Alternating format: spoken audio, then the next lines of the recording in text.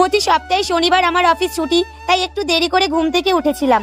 তারপর ফ্রেশ হয়ে বসে আছি, দেখি না ডেলিভারি বয় আমাকে কল করে বলে আমার পার্সেলটা এসেছে। আমি তো অনেক খুশি হয়েছিলাম, কারণ আমি অনেকদিন ধরে এগুলোর অপেক্ষায় ছিলাম। তারপর বাড়িতে এনে একেবারে আনবক্সিং করতে শুরু করে দিয়েছি। তাহলে চলো দেখা যাক সব জিনিসগুলো ঠিকঠাক এসেছে কিনা। সত্যি বলতে আমার এই প্যাকেটটা কাটতে খুব বিরক্ত লাগছিল, কারণ এই ছুরিটা একদম ধার ছিল না, তাই অনেক কষ্ট করে প্যাকেটটা কেটে নিয়েছি। তারপর দেখলাম সব স্কিন কেয়ার প্রোডাক্টগুলো ঠিকঠাক আছে। সব মোট 3টে ছিল।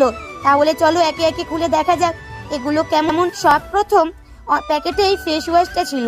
এগুলো ছিল না বলে আমি অনেকদিন ঠিকভাবে স্কিন কেয়ার করতেই পারিনি। চলো দেখি বাকিগুলোতে কি কি আছে।